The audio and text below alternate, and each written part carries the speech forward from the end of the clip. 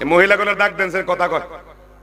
আপনারা মহিলা যারা কথা কন তারা মাইকো আইয়েন, আপনাদের মাইকো দেয়াম, আপনাকে ওয়াজ আমরা এমন শুনতেছি। এই মহিলাগুলো ডাক দেন। আশ্চর্য, জাহিলি যুগের মধ্যে মহিলাদেরকে অভিশপ্ত হতো, কথা বলেন ঠিক কিনা? এই দাহিয়াতুল কলবির ঘটনা আসতেছে, এই মহিলারা সম্মান পেত না, তারা আইয়ামে জাহিলি যুগে তাদেরকে অত্যন্ত নিকৃষ্টভাবে ছোটবেলায় তাদেরকে দাফন করে ফেলতো, কথা বলেন ঠিক কিনা বলেন?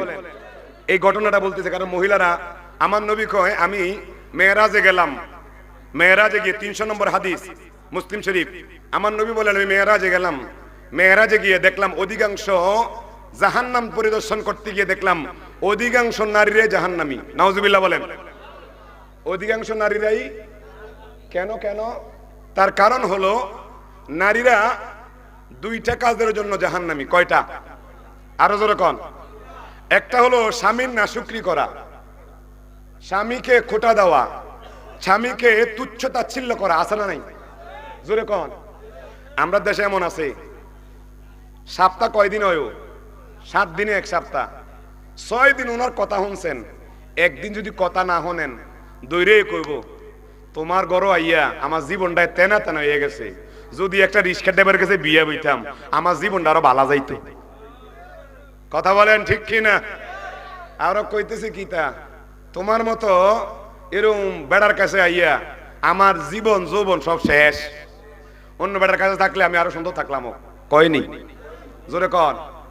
তো যারা কয় আমার নবী কয় তারা জাহান্নামী, কি কেন জানেন?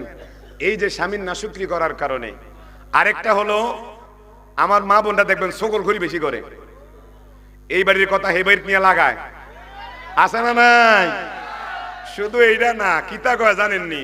বোন শুনছি সত্তর বাড়ির বেরিয়ে মাইয়া একটা ভালাই গেছি গিয়া, সাইও তুমি কারো কাছে কইও না, হেউডি কইতেছে আমনিকে পাগল মনে করছেন নাকি কারো কাছে কয়াম নাই, কিন্তু 1 ঘন্টা পরে দেখা গেছে পুরা দুনিয়া শেষ, কথা কন। পেটের ভাত হজম হয় না মহিলা গো, জীবনে চাইয়েন হক কথা কইয়েন না, হক কথা কইলে গলা মধ্যে ফাঁসি করবো। এক বেড়ায় বলে স্ত্রীর পরীক্ষা করতে হয়েছে, কিতা করতে হয়েছে? বউরে পরীক্ষা করতে হয়েছে। কিরকম? বেটা বউ দেহে মতো ডাব একটা খাইয়া ডাবের উপর দিয়ে বালা করিয়া লাল একটা শালু বাইন্দা বিড়ি দেহে মতো বড়ি গাছের তলে নিয়ে গাড়াইছে। এখন গাড়ানোর ভরে দিয়ে বিড়ি দেখছে, আইয়া কইতে আছে বউ কারো কাছে কইও না।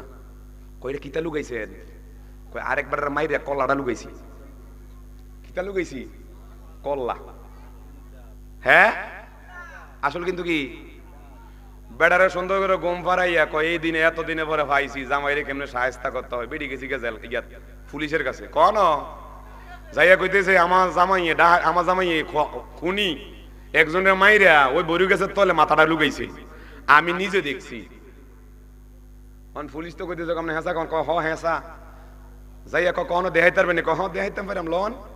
পুলিশ লই আইছে, আইয়া কই এনো খোঁড়েন, খুঁড়ছে। পুলিশে দহনে লাল শালু দেখছে আর খোলে না, এটা সুন্দর করে পলিথিন ফেসাইয়া বেড়াটা ধরতে গেছে। বেড়া তো গোমো, বেড়া কন গোমো, বেড়ারে দইরা কইতেছে arrest, you are under arrest. হুজুর সারা অপরাধ কিতা? কয় আমনের বউয়ে কইছে আমনে বড়ি গাছের তলে মানুষের কল্লাই না লুগাইছেন, এই কল্লাইটা আত আমনের বউ কইছে যাই আঙ্গরে। কয় স্যার আমি তো কল্লা লুগাইছি না, আমি একটা ডাব লুগাইছি, আমার বউরে পরীক্ষা করতাম। আসলে বউ কি আমার পক্ষে না বিপক্ষে? এখন তো দেখলাম বউ তো আমার বিপক্ষে। কয় কি কস? কয় হো স্যার মিছা কথা হলো ছাইয়া খুললা চান, এটা কি কল্লা না কোনো ডাবের মাথা? ঠিকই খুললা দে ডাবের মাথা। এরম নেককার মহিলা আসেনি? হ্যাঁ আইলে থাকলে দোয়া লই না তা করতো, এরম আসেনি? আরে কত বাসায় গালাগালি, কথা কন। খোদার কসম দিয়ে বলি মা আপনাদেরকে আল্লাহ জান্নাত তাড়াতাড়ি দিয়ে দেবেন। তার কারণ হলো নবী বলেছেন মহিলারা খুব সহজেই জান্নাতে যেতে পারবে। একটা হলো স্বামীর খেদমত করলে, নামাজ ঠিকমতো পড়লে, লজ্জাস্থানকে হেফাজত করলে, রমজানের রোজাটা রাখলে, বুখারী শরীফের হাদিস, এই 4টা জিনিস যে মা বোনরা করবে জান্নাতে তারা হাসতে হাসতে ঢুকে যাবে। আরো জোরে কোন।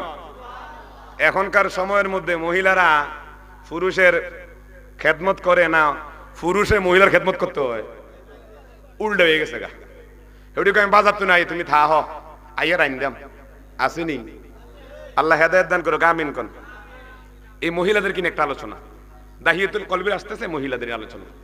এ হাজিরিন, আমার নবীজির একজন সাহাবী দাহিয়াতুল কলবি মসজিদে নববীতে বসে বসে কান্না করে। আমার নবীজি জিজ্ঞাসা করল, দাহিয়াতুল কলবিরে কেন কান্না করো? আমার নবী যদি নূর হয়ে দুনিয়াতে আসেন, আমার আপনার সমস্যা আছে নি? জোরে কোন। এখন দাহিয়াতুল কলবির শুরুতে কেন আসতেন ঘটনাটা বলে ইনশাল্লাহ শেষ করে দেব। আমার নবীজির একজন সাহাবী ছিল দাহিয়াতুল কলবি, দিহিয়াতুল কলবি নামক একজন সাহাবী, অত্যন্ত সুদর্শন একটা যুবক ছিল। উনি একদিন আমার নবীজির মসজিদে নববীর পাশে এমন জোরে কান্না করতেছেন, আমার নবীজি সালাতুনিয়া